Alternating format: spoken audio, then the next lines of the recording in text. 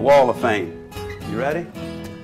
David Robinson and Tim Duncan, Anna Kournikova, Eli Payton and Cooper, and Archie and his wife, and then Usher, and then Anderson Cooper and John Grisham.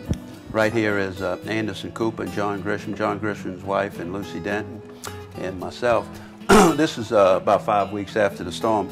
And Anderson's coming to do a story on John Grisham giving $10 million to rebuild some homes. So Anderson walks in. I said, Anderson, I said, you know, your daddy was here 30 years ago. And I said, you and your brother was with him. He said, that was me. He was 8 years old. His daddy's name was Wyatt Cooper. His daddy was from Meridian, Mississippi. His daddy was a writer and an actor. He was here doing on a book signing tour.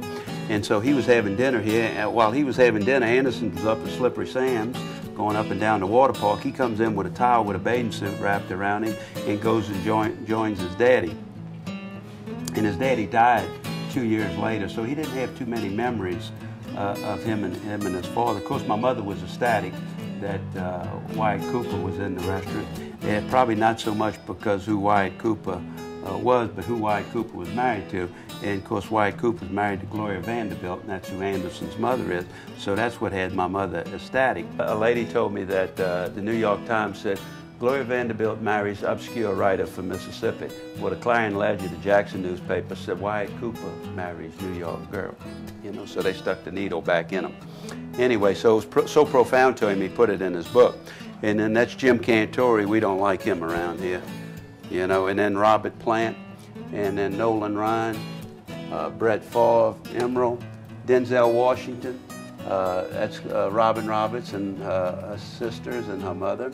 And that's myself and Jerry Kelly at the Masters this year. My cousin with Mark Corman, Sam Donaldson, John Grisham and the Governor, Barbara Eden, Jeannie, Lee Corso, my mother, my sister, Wailing Jennings, and John Grisham.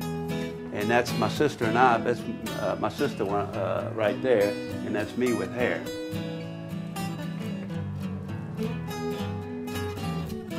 Let me tell you my Katrina story. Somebody said, why'd you stay here for Katrina?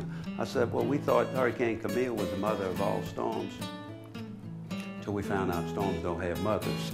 You know, so we stayed here that night, and that morning, you know, as I recall, around 10 o'clock, I'm looking out the window. I'm on the second floor. Water's this far underneath the windowsill of the second floor, and I'm looking out the window at the pelicans and the seagulls, you know, swimming and floating by. I said, ain't that cool?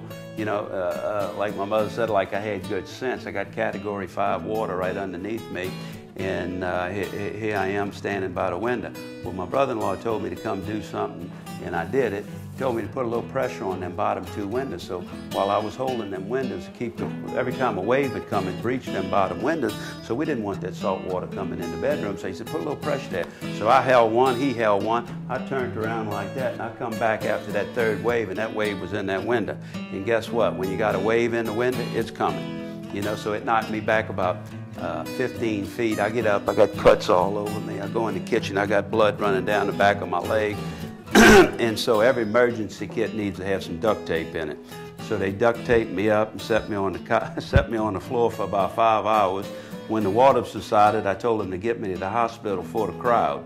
So they took me to the hospital, and up at the hospital they pulled a 3.5-inch piece of glass about 1 inch wide out of my gluteus maximus. While they was doing that, my brother-in-law Charlie was back here taking a battery out of a Jeep, and a copperhead bit him on the thumb. So we both spent the night in the hospital. He in the bed, me on the floor. I limped out the next morning. He stayed there another week. His arm swelled up, and he's all right now. That's Fred Hayes' signature on Apollo 13, and that's Fred Hayes. That's Mother when we fed the president on the lawn of the White House, and that's Mom and Dad with Rosalind Carter, and that's myself with John Connolly right here. And over here is Mother's her invitation to, on the occasion of the visit of His Holiness John Paul II. And then right here is the front page of the Dallas Times. And this telegram right here, this is kind of interesting. In 1960, my mother had the lounge down at the Tivoli Hotel, and a guy from West Palm Beach, Florida walked in and said, what's all this Kennedy paraphernalia you're doing here? he said, well, I'm Irish Catholic, he's Irish Catholic, and I'm working real hard for him to be the president. He says, you know, I know Jack Kennedy. I'll go back and tell him you're working real hard for him to be the president of the United States. So he went back and so he sent Mother this telegram, said, I understand you've been working for me for president for the last 6 months. Keep up the good work. If I'm ever elected, you'll never regret it. Jack Kennedy. I showed that to Trent Lott's daughter. I said, that's when your daddy was still a Democrat. And right here we have the front page of the New York Times the day after the president was killed. The front page of the LA Herald-Examiner the day the president was killed. That was an extra that came in. And this is Mother's inaugural invitation to the White House for Jack Kennedy's inauguration.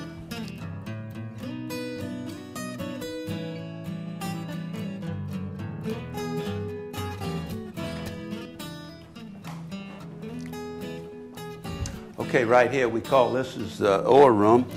This is George Orr. He said he was unequaled, unrivaled, and undisputed, the greatest art potter on earth. Unequaled, unrivaled, and undisputed, the greatest art potter on earth. And and then this is his grandson right here, Joe Moran. And of course, and that's a unique painting. That's Joe Moran on ore pots. And then this right here is George Orr's workshop.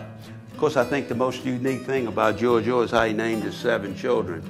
Their names were Ojo, Leo, Lio, Flo, Chloe, and Zo. And how does one derive at all them names? Well, they all end in O, and all their first names were their initials of their whole name. My mother went to New Orleans and saw these 2 paintings, said, I gotta have me these 2 paintings. So the lady said, Mary, you want me to use you and your husband's head? Mama said, why not? So come see these 2 paintings. Napoleon and Josephine. So that's my mama's head and my daddy's head. And they both were severely damaged during the storm, and Mary Moran restored them.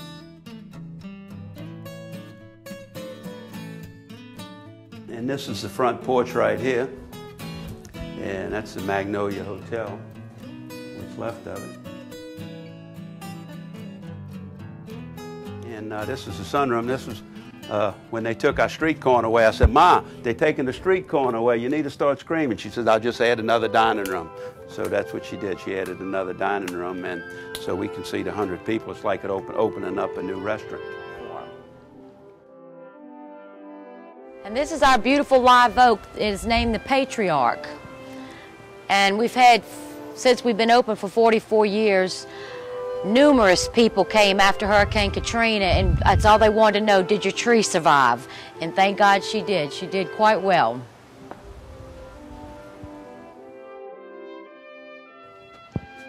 And you see we got the root from the oak tree going all the way to the house, so if she goes, we all go with her. They say an oak tree's limbs go as far as the roots go as far as the limbs, so it's spread out pretty far. And we use this as a wine cellar. And it's unusually dry, and I think it's the thickness of the walls.